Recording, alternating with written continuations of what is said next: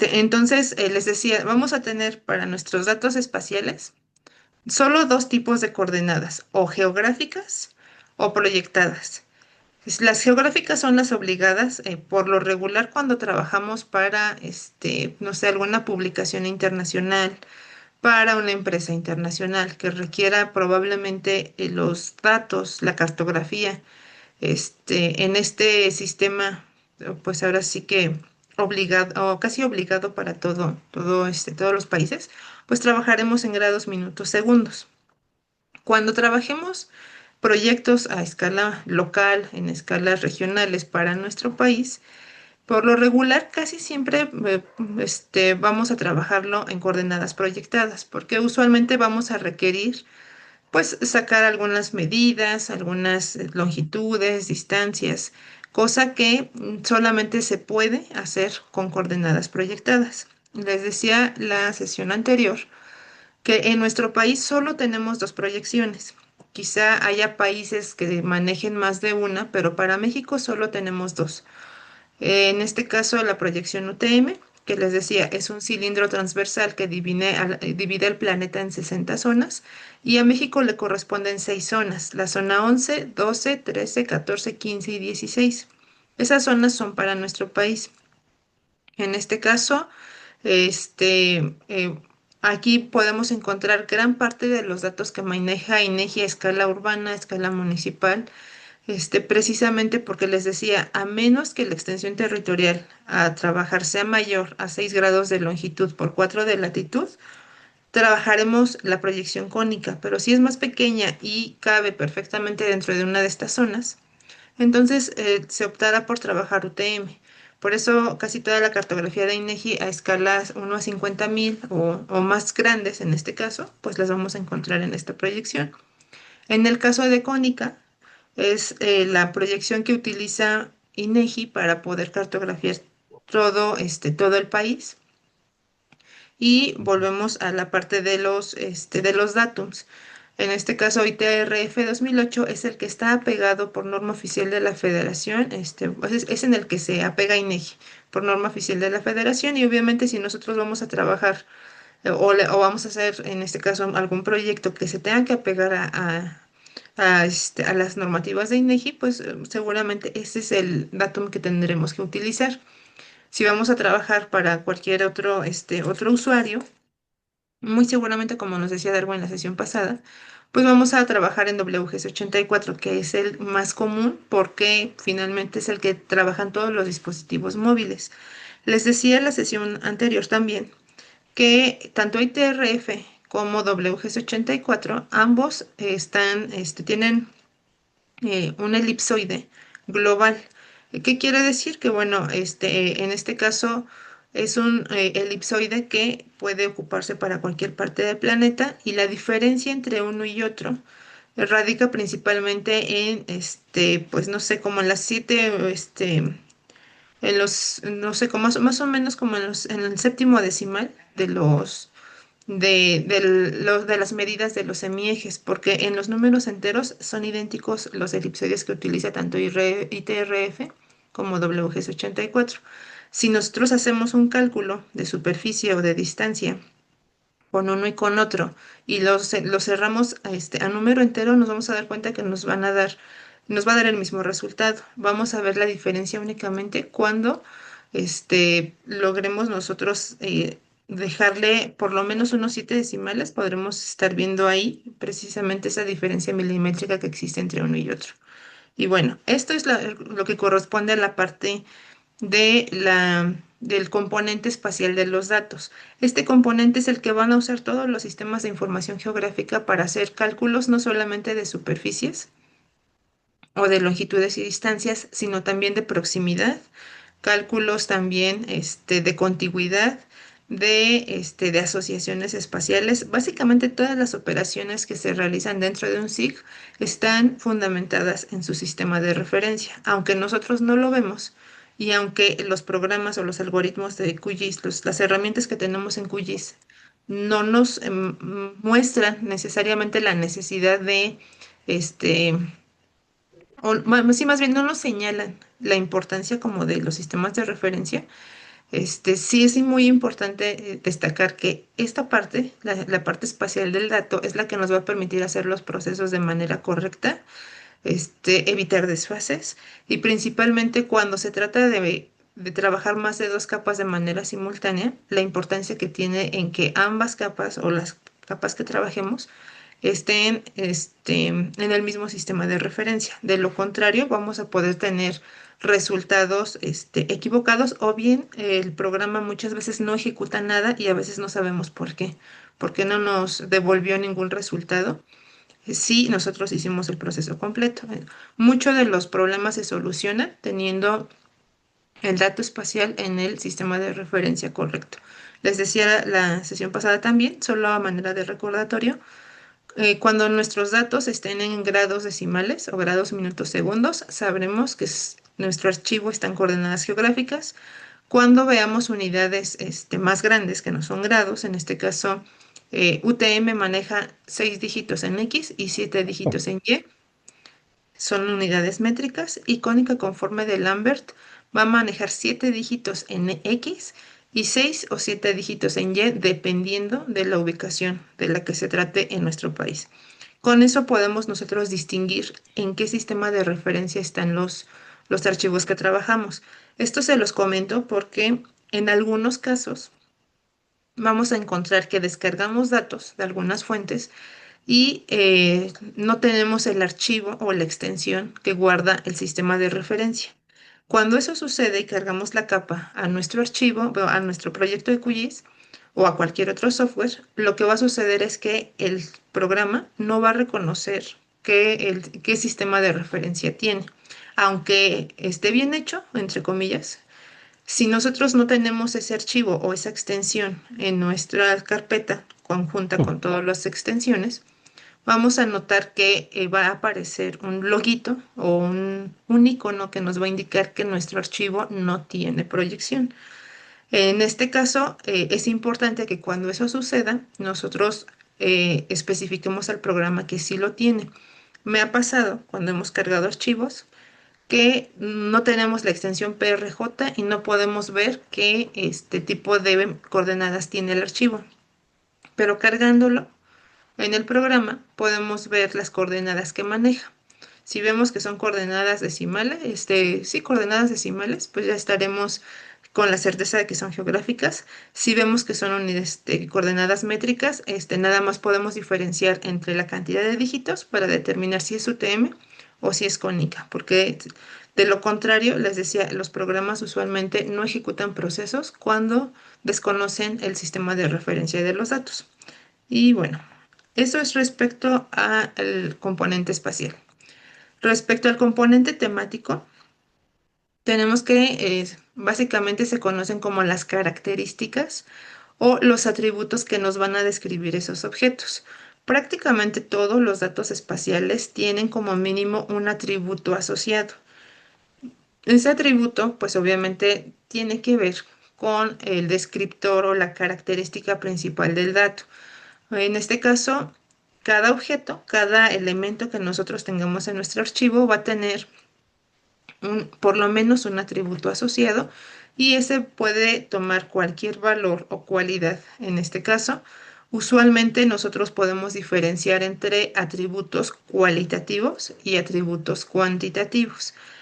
Estos atributos, precisamente en esa clasificación, nos van a dar la oportunidad a nosotros de poder generar cartografía específica. En este caso, cuando son atributos cualitativos, nuestros mapas temáticos solamente podrán tener ese alcance, solamente podrán mostrar cualidades.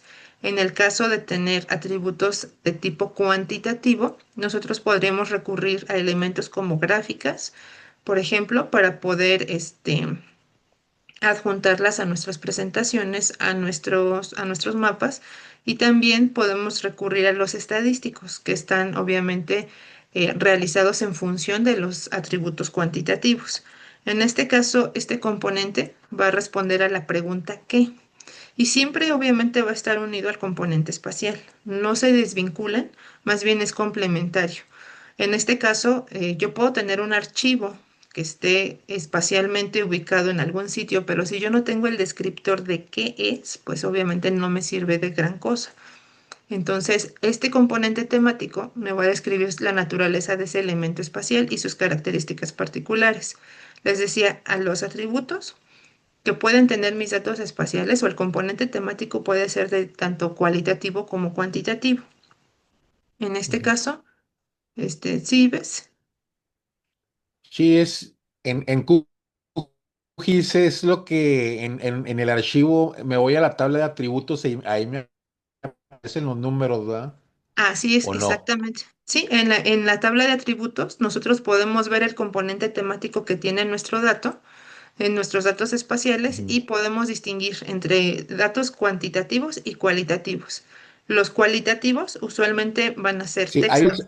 hay cual- ok, esa es mi pregunta. ¿Cuáles serían cualitativos y cuáles serían cuantitativos? Si nos pudiera dar un ejemplo, doctora. Claro que sí, los cualitativos siempre van a ser textos, siempre el programa los va a leer, si son textos siempre los va a leer como cualitativos. En este caso, ahorita les voy a pasar en la siguiente diapositiva y les especifico cuáles son.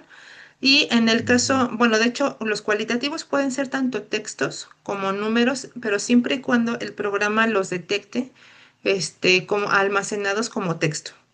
Acuérdense que, por ejemplo, en Excel nosotros podemos capturar un número, pero podemos guardarlo como un texto, y aunque sean puros dígitos numéricos, al ser guardados como texto, el programa los termina leyendo como si fuera una cadena de textos. No me los considera valores, numéricos y por consiguiente yo Ujú. no puedo hacer operaciones con ellos.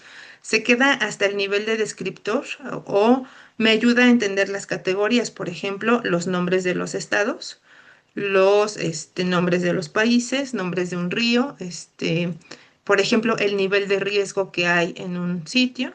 En este caso, por ejemplo, alto, medio, bajo, todos esos atributos se consideran cualitativos. En cuestión de los Mm. El cuantitativos, nombre de una colonia, por ejemplo. Es decir, ajá, nada más pudiera ser entonces. El exacto. nombre de el nombre de una colonia, doctora. Sí, viene a ser cualitativo. Cualitativo. Aquí la Sí. diferencia entre uno y otro es que el cuantitativo me va a permitir hacer operaciones matemáticas y me va a permitir hacer, obtener Digamos que estadísticos.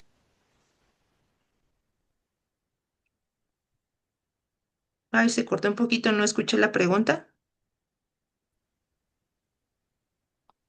entonces, sí, perdón, una pregunta. ¿Sí me Sí, escuchan? sí, sí, sí, sí escucho. Sí, Es que anda adelante. muy mal, creo, mi internet. O no Ujú. sé, pero anda mal. Pero bueno, mi pregunta es, por ejemplo, si son cualitativos y digamos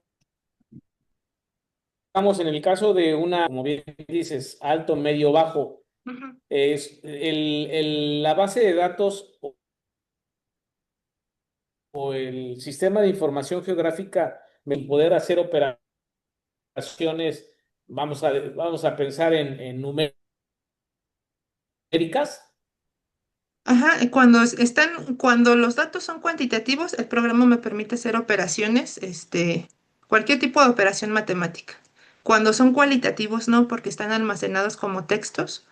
Y con eso no podemos hacer más que, por ejemplo, las funciones que tenemos en Excel, que es de concatenar y cosas que se hacen solamente con los textos, extraer una cadena de caracteres, pero no podemos hacer operaciones más que con cuantitativos. Si yo tengo un dato cuantitativo, puedo yo agruparlo o clasificarlo de acuerdo a niveles, pero y ese nivel se volverá un atributo cualitativo. No sé si me explico. A ver, voy a hacer un poquito más particularizada mi pregunta. ¿Con los Sí, cualitativos puedo hacer geoprocesos, sí o no? así con todos. O sea, en este caso aquí hay que considerar una cuestión. Lo cualitativo y cuantitativo tiene que ver con el componente temático que yo tengo en tabla de atributos. Quiere decir que todo lo que yo Ok. tengo en tabla de atributos, cuando yo ejecute un geoproceso, se puede manipular, en este caso, o se puede trabajar sin problema. La cuestión aquí es, por ejemplo, cuando tengo datos numéricos y ejecuto un geoproceso, lo que usualmente voy a tener que hacer es actualizar, por ejemplo, si yo tenía una sumatoria por, no sé, número de municipios y lo que hago es agrupar, o el geoproceso me agrupa todos los municipios por estado, ese dato numérico que yo tenía lo necesito actualizar porque al final del día pues se modifica por la agrupación o el geoproceso que hice. En el caso de los cualitativos no hay problema. Básicamente, cuando yo ejecuto un geoproceso, todos los atributos se quedan o se rescatan de los archivos originales. Ujú. De Ok. hecho, lo vamos a ver con ejercicios. ¿Cómo es que? Como que se entrecorta, no sé si sea tu internet o sea el mío. A ver, voy a apagar mi cámara a ver si eso me ayuda un poco. No sé si soy yo. A ver, Se me hace que es usted, ingeniero, porque yo sí escucho bien. sí. ¿Seré yo? A ver, yo apago mi Voy a apagar cámara. mi cámara entonces yo. A ver, yo también la apago por cualquier cosa. Si es de este lado, apagamos cámara para que Sí. no nos cueste tanto ancho de banda la transmisión. Ustedes me dicen si se corta. Lo que yo estoy hablando, ustedes me comentan, porfis. Ujú. Entonces les Ahí decía, ya se oye, ya lo oigo más fluido. ok, perfecto. Entonces yo creo que sí nos ayuda que tengamos la cámara apagada. Entonces les Ujú. comentaba, en este caso, los atributos, estamos hablando de qué es el componente, el descriptor de mi dato, pero en este caso es lo que yo tengo como adicional, algo, lo que me dice que tiene mi dato, me lo describe, me da el nombre, la categoría, etcétera. Y con ambos tipos de atributos yo puedo ejecutar cualquier geoproceso. Les decía que más gráficamente lo vamos a ver, este, yo creo que no sé si se pueda en la siguiente sesión o hasta la que sigue, pero se van a dar cuenta precisamente cómo el programa conserva los atributos de las capas con las que trabajo. Usualmente no elimina atributos a menos que yo como usuario lo indique, pero de otra manera no los elimina, usualmente los conserva y me permite a mí hacer dentro de los mismos, del mismo Yo componente nada más tengo una temático. pregunta, doctora. Ah, sí, adelante. Mira, por ejemplo, algo que acabas de comentar, ¿no?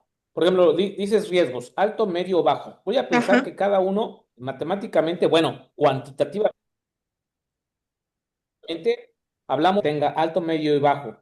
Quiere decir que si yo tengamos, digamos, 100 riesgos bajos,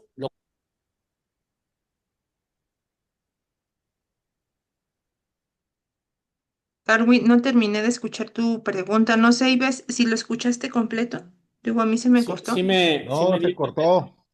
Sí, se cortó, Darwin. Me quedé a la mitad, donde dijiste si tengo 100 riesgos, Entonces sí pero me ya no escuchan escucho. bien. Ajá, ahí ya Sí, te sí, escucho bien. Ahí ya te tengo, escucho. tengo tres riesgos. Ajá, Tengo tres riesgos, ¿no? Alto, medio, bajo. esos son Esos niveles. serían Ajá. cualitativos y cuantitativos. Estamos hablando de cada uno es el 33.33. Ajá, si pudiéramos manejarlo así, ajá, exactamente. Aquí lo importante es cómo lo vamos a manejar nosotros, cómo lo vamos a representar. Si lo vamos a representar por un valor numérico, ya sea absoluto o relativo, por tasas, índices, porcentajes, o unidades medibles, todo eso va a ser cuantitativo. Si yo lo voy a representar por rangos, o niveles, ahí yo lo estoy traduciendo, es, digamos, el mismo objeto de estudio, pero de naturaleza cualitativa. Así ¿Sí, Darwin? es. Sí, sí, adelante, sí está bien. Ok, perfecto. Entonces, aquí es donde van a entrar precisamente los ejemplos de Gracias, las doctora. escalas. No, ¿de qué? Entran los ejemplos de las escalas de medida de los tipos de atributos. Ya vimos que los atributos de manera general los podríamos clasificar en cualitativos y cuantitativos. Aquí vemos las escalas de medida, así como que algo más específico. Por ejemplo, tenemos escalas de medida nominales, que se considera un atributo cualitativo o una escala cualitativa. En este caso, este tipo de atributos son aquellos que básicamente nos describen un nombre, no nos dan una jerarquía o un orden específico, básicamente nos ayudan solamente a distinguir un elemento de otro. y en este caso nos permiten agruparlo quizá o hacer alguna clasificación en particular. Aquí, por ejemplo, puse nombres de estados, nombres de ríos. Ese sería un atributo de tipo nominal. Usualmente van a ser textos, aunque les decía, a veces hay códigos numéricos que funcionan como identificadores y que también se clasifican como de escala nominal porque no los ocupo yo para hacer operaciones, sino más bien se ocupan para diferenciar un elemento de otro. Esa es la primera escala de medida. En el caso de la siguiente escala de medida, la denominamos ordinal. También se considera cualitativa, es lo que te decía hace un momento, Darwin, que puede ser los niveles, por ejemplo, de riesgo alto, medio, bajo, o primero, segundo, tercero. Es una escala de medida cualitativa porque nos permite hacer una diferenciación jerárquica entre nuestros datos. No me dice qué tan bajo o qué tan alto, o sea, no me dan números para poder yo diferenciar, en este caso, el orden de importancia, pero sí me da una palabra o un número ordinal que me permite a mí establecer una jerarquía. También me puede dar un texto, por ejemplo, en el caso de las vías de comunicación, puede ser autopista, carretera y terracería. Ese atributo me permite jerarquizar mi red vial. Entonces, eso, a pesar de que es un texto, me permite hacer o darle un orden. Aquí lo importante es diferenciar que en la escala de medida ordinal me da la oportunidad a mí como usuario de poder hacer esta diferenciación y jerarquización de mis datos. Quiere decir que aquí sí hay algún dato más importante que otro. ¿Qué tanto más? No lo sabemos. Solo sabemos que están clasificados de manera general, les decía como alto, medio, bajo, primero, segundo, tercero, etcétera. En el caso de los siguientes otros dos tipos de atributos, las escalas de medida se consideran cuantitativas cuando son de intervalo o de razón. En este caso, las de intervalo me van a permitir establecer no solamente una diferencia entre los datos y una jerarquía, sino que además me permiten agruparlos, como el nombre lo indica, en intervalos y me indica distancias existentes entre las unidades, entre unidades espaciales. Por ejemplo, cuando hablamos de temperatura o altitud, que son valores que yo puedo agrupar en rangos o intervalos. Por ejemplo, temperatura de 10 a 15 grados, sería un ejemplo. También puede ser de 2000 a 2300 metros sobre el nivel del mar. Esta agrupación, si se dan cuenta, ya tenemos valores numéricos y a mí me permite hacer como esta agrupación por intervalos. Cabe señalar que en este tipo de atributos yo puedo tener valores inferiores a cero y todavía y se considera válido. Esa es la diferencia con los atributos de razón. Los atributos de razón, a diferencia de los de intervalo, en este caso, ambos son cuantitativos, pero la diferencia fundamental radica que en los de razón, el cero a mí me indica ausencia del atributo. En este caso, por ejemplo, si yo manejo la precipitación en milímetros, por ejemplo, pero tengo cero milímetros de precipitación, entonces ese cero sí me está indicando una ausencia, a diferencia de la temperatura. La temperatura, si yo tengo cero, no me está indicando una ausencia, solamente me está indicando un valor de temperatura que sí existe. Yo puedo tener valores inferiores al cero en cuestión de altitud y temperatura y no me indican ausencia. En el caso de las variables de razón, ahí sí, si yo tengo un cero, me indica que no existe tal, ¿no? Por ejemplo, la población, si yo tengo cero, quiero decir que no existe o que en ese lugar no hay. La producción de un cultivo, y entre otras unidades medibles, que aquí siempre la diferencia va a ser si el cero me indica ausencia, siempre será de razón. Si el cero no me indica ausencia, entonces será de intervalo. O si yo lo puedo agrupar en estos rangos, será un atributo numérico de intervalo. ¿Hasta aquí vamos bien? Sí, sí, muy bien. Ok, estas bueno, en este caso, esta diferenciación de componentes temáticos de nuestros datos espaciales son los que nos van a permitir a nosotros poder hacer, en este caso, diferentes representaciones cartográficas, pero también de esto va a depender qué es lo que yo puedo obtener del dato. Los geoprocesamientos básicos que implican cortar, que implican sobreponer, que implican intersectar, todos se van a poder hacer con cualquier tipo de atributos y datos.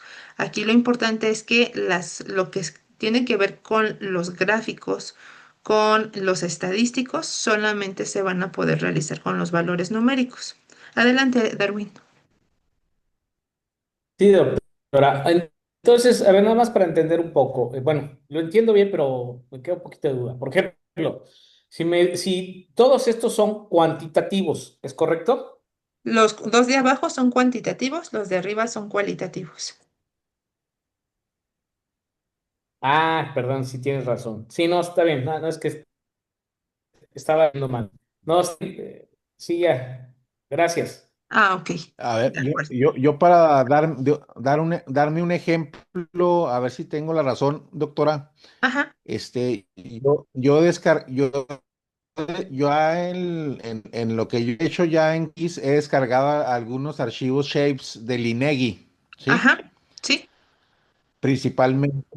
Principalmente, como yo estoy en el área ambiental, yo descargo mapas temáticos de vegetación, de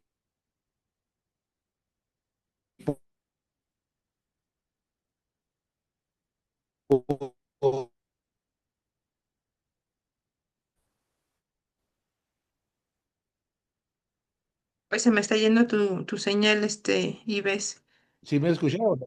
Creo que también mi conexión está un poco inestable. No terminé de escucharte. Escuché la mitad de lo que me decías. Si me gustas volver a indicar. ¿Mande? Si me indicas nuevamente, me decías de los datos de INEGI, que por ejemplo utilizas muchos datos ambientales y de uso de suelo, por ejemplo, hasta ahí me quedé. Sí, sí, sí, o sea, uso de suelo, capas de vegetación y todo eso, por lo que veo aquí, entonces, ese tipo de información es cualitativa nominal. Así es, exactamente. Exactamente, acabas ¿Verdad? de identificar precisamente qué tipo de datos tienen esos archivos. ¿Por qué? Porque solo te permite Ujú, diferenciar entre tipo de, por ejemplo, de vegetación. ujú, exactamente, Exactamente. Por ejemplo, así es. si en este caso tu archivo tuviera, no sé, no sé, el porcentaje de, no sé, no sé, de aptitud por cada uso de suelo, entonces ese porcentaje ya me estaría indicando a mí que tengo una variable cuantitativa y en este caso, al ser porcentaje, pues sería de razón, ¿sí? Ujú, Por ejemplo, o sea, si fuera el caso que esos datos, además del descriptor de tipo de suelo o tipo de vegetación, tuviese un atributo adicional que fuese porcentaje, ahí yo ya estoy encontrando un atributo cuantitativo. Y aquí una de las cuestiones importantes que vamos a ver ahorita que veamos los modelos de representación, es que en los archivos vectoriales yo puedo tener n cantidad de atributos y pueden ser de distinta naturaleza. Puedo tener en la misma tabla atributos nominales, ordinales, de intervalo y de razón. Esa va a ser una de las ventajas oiga, de trabajar. Ajá, sí. Hola, hola.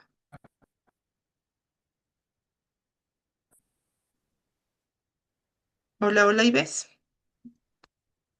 Como que pierdo yo la señal, creo. ¿Y ves? Ya no te escucho. bueno, Sí, ahí te escucho bien. sí, pregunto que si es lo mismo para archivo raster aquí, esa escala. En el caso de los archivos raster, solamente vamos a tener atributos cuantitativos, porque ahorita precisamente vamos a ver cómo se componen estos archivos. Solamente me permite tener un atributo Ujú. asociado y ese atributo siempre va a ser numérico. En este caso, de razón, atributo numérico de razón por lo regular. Ah, ok. Gracias. Ujú, Sí, ahorita lo vamos a ver, ahorita cuando les explique lo de los modelos de representación. En el caso del componente temporal, ujú, bueno, eso ya es respecto al componente temático. De manera general, esto es lo que vamos a encontrar. Ahorita vamos a ser más específicos con el tipo de modelo de representación. En cuanto al componente temporal, se refiere principalmente al periodo de tiempo en el que se generaron los datos, es decir, ya sea en el levantamiento en campo o cuando se generaron en gabinete. Este componente es muy importante porque nos permite identificar el cambio de los elementos territoriales con el paso del tiempo. Es importante identificar el componente temporal. A veces viene en tabla de atributos, a veces viene en metadatos o a veces solamente en la fuente de donde lo descargamos. Ahí viene especificado de cuándo son los datos. Ese componente temporal es importante cuando nosotros necesitamos hacer estudios que impliquen esta variable del tiempo para hacer comparativas. Y obviamente también si queremos hacer un estudio actual, necesitamos pues utilizar los datos más recientes posibles. Y bueno, de manera de diagrama, entonces tenemos los tres componentes, el atributo temático o, perdón, el componente temático o atributos que nos dice qué, el componente espacial que nos dice el dónde y el componente temporal que nos va a decir el cuándo o nos va a ayudar a responder el cuándo. Y características de estos datos, características generales de los datos espaciales, tienen una posición absoluta que es su componente espacial. Aquí precisamente nos coloca ujú. sobre un sistema de coordenadas X, Y a veces Z. O sea, siempre lo tienen, pero a veces los datos o los archivos a veces no tienen almacenado el dato como tal. Hay una posición relativa. Esa posición relativa se considera en relación con los objetos que se encuentran dentro de la misma capa o dentro de otras capas distintas. Por ejemplo, está al norte de, al este de, al sur de. Esa es una posición relativa. Atributos que lo describen, que es el componente temático, y nos va a describir precisamente las características del elemento o fenómeno, que es lo que les acababa de comentar con el componente temático. Y esta parte que es muy importante y que ahorita vamos a ver, que es la figura geométrica que lo representa. Aquí vamos a tener que se pueden representar estos datos espaciales mediante puntos, líneas, polígonos o celdas. ¿Hasta aquí vamos bien? Sí, así es. Nada más como un comentario, yo la temporalidad yo la uso para hacer los estudios de daños ambientales, Ajá. donde veo cómo estaba el terreno antes del proyecto de manera pristina, sin ninguna manipulación antropogénica. Ah, ok, perfecto. Sí, o sea, ese tipo de componente temporal es precisamente lo que te permite a ti decir en qué año estaba sin ningún, pues ahora sí, Ujú. sin intervención o sin la creación de ese proyecto y en qué año ya estando el proyecto podemos validar los cambios. Entonces tú tienes un antes Exacto, y un después. Ajá, precisamente. así es. Muy bien, Así es, doctor. Ujú. perfecto. Y bueno, a manera de resumen, los datos se pueden considerar como el corazón del SIG. Vimos que los SIG se componen de 5 elementos, sin embargo, el insumo más importante se consideran los datos. La salida de lo que nosotros obtengamos al procesar cualquier cosa en el SIG depende de la calidad de los datos. Datos precisos, datos actualizados y de fuentes confiables nos van a dar precisamente un resultado válido. En este caso, un mapa bonito no significa nada si los datos están mal. Esta es a manera así como de conclusión de la importancia de los datos. Recuerden siempre validar pues bueno, que cuando ustedes tengan datos, validen que la fuente sea confiable, que sean datos actualizados o, en este caso, que su componente temporal sea o corresponda al periodo de tiempo que ustedes quieran analizar o lo más cercano a este. Siempre, obviamente, siempre hay que decir de qué año son nuestros datos y que sean precisos. Por precisión me refiero a el componente espacial y temático, porque en este caso, si el componente espacial está mal, pues obviamente ya ubicamos mal el, el elemento. Y si está bien en la ubicación, pero el descriptor está mal, pues obviamente ahí también vamos a tener problemas con los resultados. Y bueno, esto es a manera de conclusión de lo que son los datos espaciales y la importancia de identificar componentes y precisamente pues utilizar los más recientes o los más actualizados, fuentes confiables y siempre validar el componente espacial y el componente temático o identificarlo plenamente. ¿Qué dimensiones podemos tener en los datos? Como les mencionaba en la diapositiva anterior a esta última que vieron. Bueno, podemos representarlos mediante figuras. Usualmente son puntos, son líneas, son polígonos. Y también podemos representar nuestros datos con una dimensión, como si fuese un relieve, una dimensión volumétrica que nos dice que es de 2,5 dimensiones y poliedros. En el caso de los puntos no tienen dimensiones porque básicamente solamente tienen, el punto solamente nos indica una coordenada, no tenemos dimensiones. En el caso de las líneas, vamos a tener una dimensión. Esa dimensión es la longitud. Vamos a tener una coordenada inicial y una coordenada final, o podemos incluso tener puntos aquí intermedios que le den la forma a la línea, pero todos siguen siendo coordenadas. La dimensión a obtener de una línea es solamente la longitud, por eso es una dimensión. En el caso de los polígonos, yo puedo tener polígonos tanto regulares como irregulares. Y se dice que los polígonos tienen dos dimensiones, un ancho y un alto. En este caso también yo, aparte de los polígonos, puedo obtener superficies y perímetros o contornos. En el caso del relieve, los autores nos mencionan que no es necesariamente un elemento de tercera dimensión, más bien de 2,5 dimensiones, porque lo que hacen los programas SIG no es crearnos en este caso para el relieve, no crea una imagen tridimensional, más bien a partir de un juego de luces y sombras, nos genera una imagen que nos da la impresión de volumen en el terreno. Sin embargo, de manera específica, no es un volumen, sino más bien es la ilusión que nos da de volumen a partir del el juego de luces y sombras. Por eso se dice que el relieve es de 2,5 dimensiones. Y finalmente los Mm. poliedros, en este caso si ustedes han visto mapas en 3D, se darán cuenta que los poliedros no son otra cosa más que polígonos vectoriales que en este caso se le da una tercera dimensión a partir de un atributo de tipo numérico.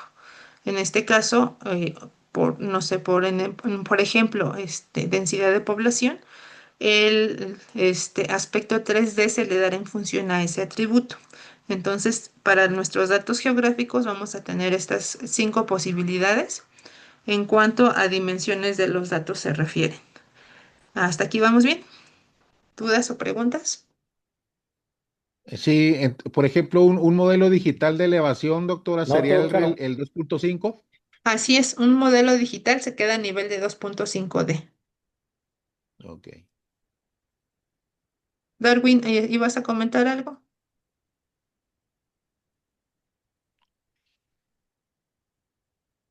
Creo que no. No, yo no. Ah, ok, perfecto. Entonces, bueno, en este caso tenemos los modelos de representación de los datos espaciales, que como ustedes ya lo mencionaron y ya conocen y ya lo han manejado, clasifican en dos, en modelo vectorial y modelo raster. En este caso, esas son las formas en las que las computadoras, o en este caso los sistemas de información geográfica, pueden leer estas representaciones que se hacen de la realidad. En el caso del modelo vectorial, los elementos del mundo real se van a representar por tres geometrías primitivas que le llaman. Son puntos, líneas y polígonos.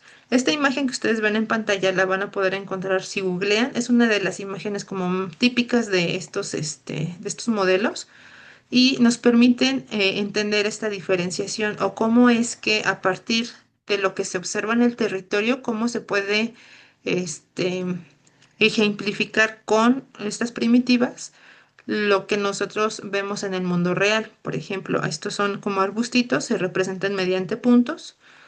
En este caso, este río se representa mediante una línea o dos líneas, porque si se dan cuenta aquí tenemos un bracito del río, también se ejemplifica mediante líneas, y este cuerpo de agua mediante un polígono. Una de las características importantes de los modelos vectoriales es que siempre van a tener una base de datos asociada. Una base de datos o tabla de atributos, como comentabas hace rato y ves. Las tablas de atributos siempre indistintamente, aunque yo como usuario no genere nada de atributos, estos archivos vectoriales ya vienen por defecto con una tabla de atributos. Cada elemento que yo veo, cada punto, cada línea o cada polígono es un registro o fila de mi tabla de atributos. Si yo tengo 20 puntos, tendría 20 filas en tabla de atributos. Si yo tengo tres líneas, tengo tres filas en tabla de atributos. Si tengo un solo polígono, voy a tener una sola fila en la tabla de atributos. En este caso, el número de columnas me va a indicar cuántos atributos tiene mi dato. Estos son los atributos que se van a clasificar como nominales, ordinales, de intervalo o de razón. Por ejemplo, la altura. La altura, ¿qué tipo de atributo sería? ¿Cualitativo o cuantitativo? ¿no? Cuantitativo. Cuantitativo, exactamente, Cuantitativo, Sí, exactamente. cuantitativo. Cuantitativo, ¿de razón Ujú. o de intervalo? De razón. Exactamente. Exactamente. Entonces, aquí Ujú. tenemos así nada más a simple vista, ya pudimos identificar que el atributo altura es un atributo de tipo cuantitativo y específicamente de razón. Aquí, bueno, estos otros ejemplos que Ujú. tenemos en líneas y en polígonos también tienen atributos cuantitativos. Sin embargo, ahorita con los archivos que les voy a compartir, vamos a poder revisar qué tipo de datos tiene, qué tipo de atributos tienen nuestros datos. Y bueno, en este caso, Acá entre nos, sí, eh, ¿puedo hacer un comentario? Ah, bueno, sí, sí, sí, ¿tengo adelante. que levantar la manita, doctora, Ah, no, no, o no te puedo preocupes. Sí, tú sí? interviene por Mire, sí. acá entre nos, una de las cosas por las que quiero estudiar un poquito más de QGIS es Ujú. porque hay un estudio que se hace muy amplio en Semarnat que se llama Estudio Justificativo de Cambio de Uso de Suelo, ¿sí? Ajá, Le estoy hablando más o menos que esos estudios van desde 10 hectáreas hasta 100 hectáreas o hasta 150 hectáreas. Entonces, uno de los cálculos que se tiene que hacer en esos estudios es el cálculo de la biomasa forestal ajá. que se va a destruir.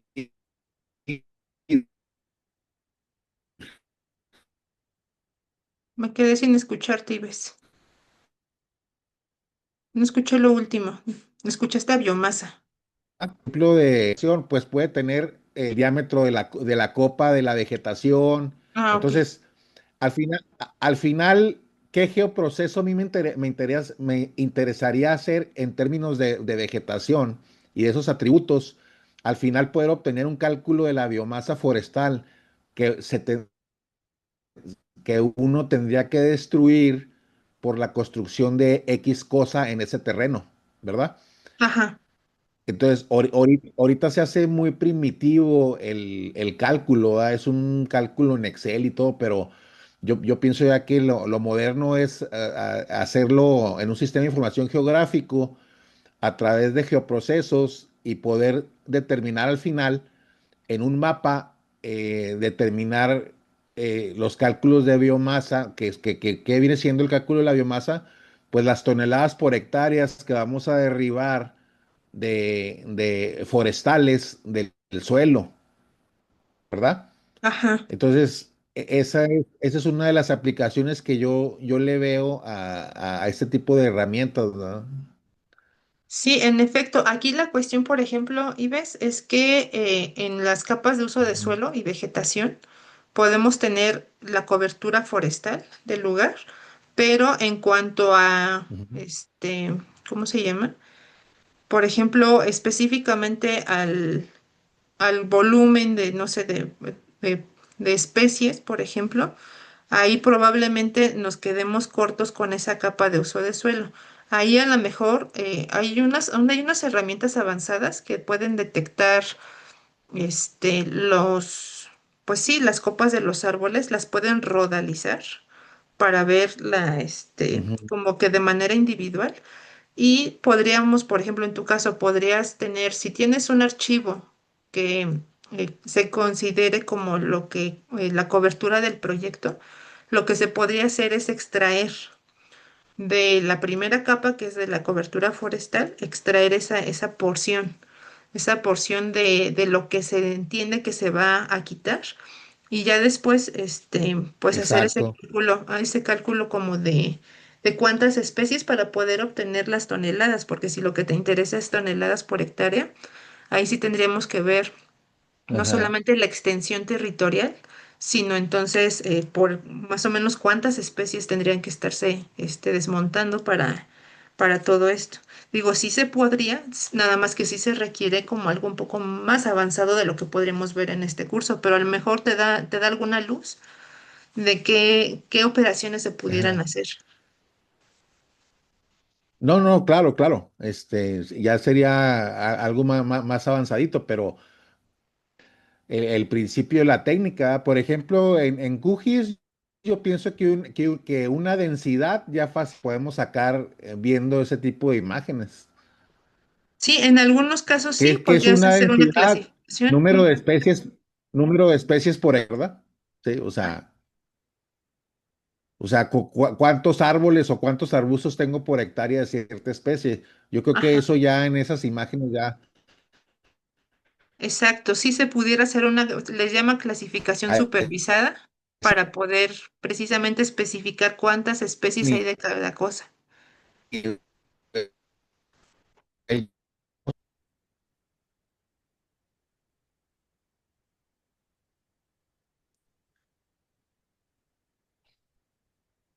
Bueno, sí, sí se escucha.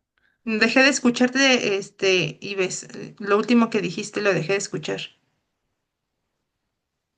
Sí, no, ya. O sea, que ahí, por ejemplo, ya viendo esos puntos, eh, esa, esos puntos, pues, ya podemos sacar densidades también, ¿no? Por ahí, ¿no?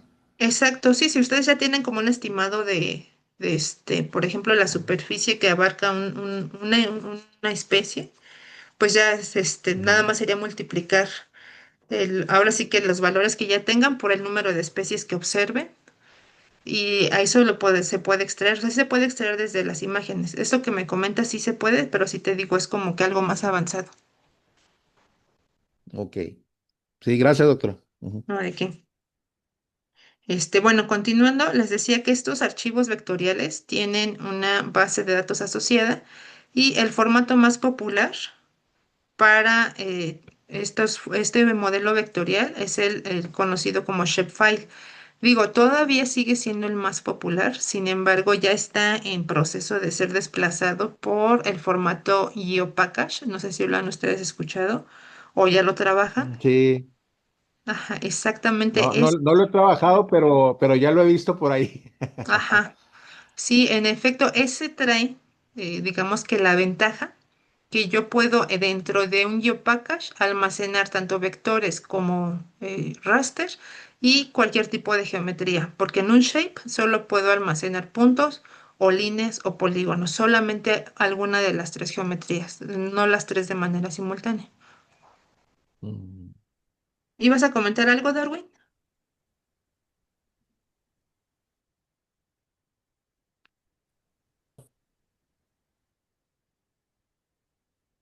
Creo que ya no. Bueno, modelo raster. Modelo raster, como ustedes saben, el modelo raster, la diferencia fundamental es que en este caso el territorio se va a dividir en una serie de celdas o píxeles. En este caso, todas las celdas, cada una de las celdas va a tener un valor que representa información. Aquí les decía, los rasters solamente pueden almacenar un atributo a diferencia de los vectores. En los vectores podemos tener, tengo archivos, por ejemplo, en mi caso, tengo archivos con 300 atributos y todavía no le he encontrado como el límite a los vectores. En el caso de los rasters, solamente se almacenará un solo atributo y este atributo tiene que ser de tipo numérico. Puede ser un valor de altitud, por ejemplo, un valor de precipitación o un valor de humedad o incluso puede ser un valor de uso de suelo. Sin embargo, cada número, cada valor que yo le dé estará relacionado a un uso de suelo. Por ejemplo, en esta imagen que vemos aquí, puedo yo ponerle a todos los tonos azules el valor de 1 y todo ello me representará, por ejemplo, un cuerpo de agua. Estos verdes con esa tonalidad oscura pueden tener el valor de Una, 2. una pregunta, doctora. ¿Sí? Adelante, adelante, adelante, Darwin. ¿Se corta un poquito? Una pregunta. ¿Sí? De cada píxel, ese podemos saber los atributos de cada uno de los píxeles o no es posible. Sí podemos saber el valor, más bien el valor del píxel lo podemos saber y en este caso, dependiendo de la imagen que se trate, podemos nosotros descargar imágenes cuyo valor de píxel sea el valor del color. No sé si se han dado cuenta que tenemos una escala de colores o sí, como paleta de colores y van de los valores desde el 0 al 256. Usualmente las imágenes manejan ese rango de valor. Cada píxel tiene un valor de color asociado de manera general. Ujú, Hay unas imágenes que ya vienen, por ejemplo, con valores de altitud. En este caso, si yo le doy clic a un píxel, me dará un valor. Y si yo sé que es, por ejemplo, un modelo digital de elevación, sé que ese valor que me está dando es al de altitud. Hay otras imágenes que tienen que el valor que tiene asociado al píxel es de evapotranspiración, por ejemplo. Y en el caso ujú, de uso de suelo, lo que les decía, se pueden clasificar por números enteros naturales, por ejemplo, 1, 2, 3, 4, dependiendo el uso de suelo que tengamos, y cada píxel tendrá un valor asociado al uso que tenga. Les decía, puede ser, por ejemplo, 1 para el cuerpo de agua, 2 para la zona forestal. Por ejemplo, estos verdecitos claros que fuesen uso agrícola, por ejemplo, tendrían un valor de 3. Este cafecito que probablemente sea infraestructura urbana, que tenga el ujú, valor de 4. Es decir, cada píxel me va a representar algo diferente. ¿Quién le da esos valores? Usualmente la persona que procesa la imagen. Si nosotros ujú, descargamos datos de INEGI, usualmente INEGI nos dice qué es lo que tiene nuestra imagen, qué valores tiene asociados a los píxeles. Si nosotros las procesamos, somos nosotros los encargados de especificar los valores bueno, a qué corresponde cada valor. En este sentido, les decía, una de las limitantes de un modelo raster es que solo tengo un atributo, no puedo tener más. Ese atributo siempre tiene que estar almacenado como un valor numérico y pues en este caso necesito yo identificar qué tipo de imagen es para saber qué atributo me está mostrando cada píxel, a qué valor corresponde ujú. cada uno, si es altitud, si es temperatura, si es evapotranspiración, etcétera. ¿Sí, vamos bien hasta aquí? No, sí, doctora. ¿Sí me escucha? Sí, sí, te escucho.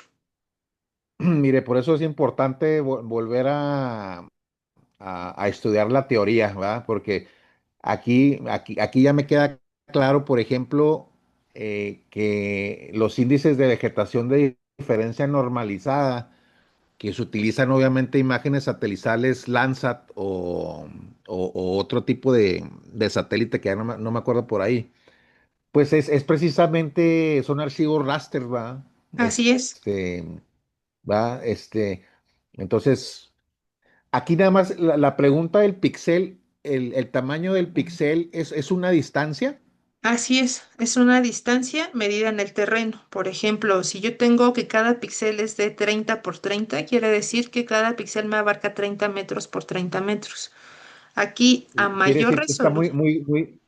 y quiere decir que está muy gruesa la información, ¿no? Exacto. Aquí sí tiene mucho que ver el tipo de detalle que necesitemos para poder trabajar con archivos Ujú, raster. Si mi archivo raster es de una resolución espacial muy amplia, es decir, no sé, de 100 metros, 50 metros por píxel, estamos hablando que quizá haya datos dentro del píxel que se pierdan porque no van a estar tan detallados. Aquí obviamente ese sí. tipo de resolución conviene cuando voy a trabajar, no sé, a nivel estatal, por ejemplo, a nivel región grande, pues no hay problema, Ujú, pero cuando yo quiero datos como más específicos, voy a trabajar, no sé, a nivel zona urbana o a nivel nada más de, no sé, un bosque o algunas hectáreas, me conviene que la resolución sea más, bueno, el tamaño de píxel sea más pequeño. Por ejemplo, las imágenes Sentinel, si no me equivoco, están, creo que son de 10 metros por 10 metros. ujú. Ah, sí, sí, Ajá, creo que Sentinel 10 es el por 10. otro. Ajá. Sí, Ajá, no, no, entonces, pero me queda claro que, por ejemplo, yo la utilidad que le daría al archivo raster en contar, por ejemplo, ahí yo puedo modelar la dispersión de la contaminación del aire en una ciudad para mostrar los niveles de contaminación en este tipo de archivos.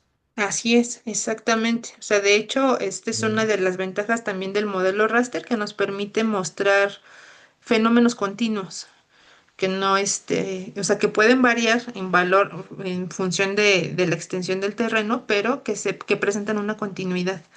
Entonces, las Ujú, aplicaciones de los modelos son distintas y en muchos casos en los proyectos son complementarias. Hay veces que los datos solo vienen en raster, por ejemplo, y nos apoyamos también de vectores para poder, no sé, hacer una comparativa, poder a lo mejor hacer una sobreposición o viceversa, solo los tenemos en raster, en vector y y a lo mejor el proyecto requiere que sea en raster. Bueno, hay operaciones de conversión en el software para poder cambiar de un modelo a otro. Puedo convertir un vector en un raster y viceversa, con la intención obviamente de hacernos más práctico y más fácil el proyecto. O una combinación de ambos. Podemos hacer uso de los dos modelos con sus ventajas cada uno y poder hacer las representaciones correspondientes. Entonces aquí como modelo raster vamos a encontrar principalmente todo lo que tenga que ver con fotos aéreas, fotos de drones, imágenes satelitales, imágenes o mapas escaneados, todo esto que nuestra computadora lo lee como una imagen, se considera un modelo raster y les decía, es idóneo para el estudio de fenómenos cambiantes en el espacio y principalmente que presentan una continuidad, por ejemplo, valores de los suelos, elevación del terreno, índices de vegetación, precipitación, temperatura, etcétera. Hasta aquí, ¿vamos bien? sí, maestra. Nada más, no precisamente el archivo debe ser TIFF para que sea raster, ¿verdad? Hay otra terminación de raster, ¿verdad? Con otra terminación, ¿no? Ajá, de hecho, vamos a en las siguientes diapositivas. Digo, esto ya nos dio Ah, la hora de la perfecto. clase, pero miren, aquí tengo los formatos más comunes Ah, que ahí está. que van a Sí, sí, encontrar sí, sí. ustedes. De hecho, todo lo que nosotros en la web vemos como imagen, todos esos formatos se pueden Ujú, considerar raster. Obviamente, para cuestiones de sistemas de información geográfica, el más utilizado es el TIFF o el GeoTIFF, pero sí tenemos una Ujú. variante importante. De hecho, cuando veamos en QGIS, van a ver que el listado es bastante vasto de los archivos vectoriales tanto vectoriales como raster, que nosotros podemos cargar en el sistema. Sí, sí. ¿Sí? Ok, muy bien. Pues bueno, son las 9:07. Yo creo que hasta aquí le vamos a dejar el día de hoy. El día Tengo una jueves. última pregunta, Ah, Diana, nada más, claro que doctor. sí, sí, sí, Una última adelante. pregunta. ¿Sí? Sí, adelante. Ok. ¿Cuál es qué sería una ortofoto y un ortomosaico? Si es lo mismo o cuál es la diferencia. Primero, ¿qué es? Y luego, si no es lo mismo, ¿cuál sería la diferencia de una ortofoto y un ortomosaico? La ortofoto básicamente tiene que estar relacionada con esas fotografías fotografías aéreas, que en este caso Ujú. se hace todo un compendio de imágenes que cubren un territorio, usualmente están ortorrectificadas o corregidas, por eso se les llama Ujú. ortofotos, o sea, ya vienen con alguna, como preparación, no es la imagen Ok. al natural, ya vienen georreferenciadas, Ujú. vienen corregidas, y el ortomosaico usualmente se compone de varias ortofotos, hasta donde los hemos utilizado Ah, nosotros, así los manejamos. sí, es que eso lo aprendí ahí, eso lo aprendí razonando, doctora. Dije, bueno, pues, ¿qué es un ortomosaico? O sea, que comprendí. Y ya con el vuelo de dron dije, ah, pues sí, pues son varias fotos interlapeadas o sobrelapeadas y de ellas surge una fotota grandota, ¿verdad? Ándele, ajá, sí, exactamente. Sí, se forma precisamente el mosaico, nos da una cobertura mucho mayor. Las ortofotos pueden ser las individuales que sacan de una región y lo más Ok. importante es que ya vienen corregidas, o sea, ya vienen o sea, georreferenciadas y listas para De usarse. hecho, así es, doctora. Una ortofoto, Ajá, de hecho, una ortofoto es precisamente una foto de un dron y de manera a la superficie, por eso es ajá, ortogonal y es el conjunto de varias fotos. excelente, Darwin, gracias. Muy bien, ¿no? Pues excelente, gracias. Sí, sí, muchas gracias también a Darwin por complementarnos.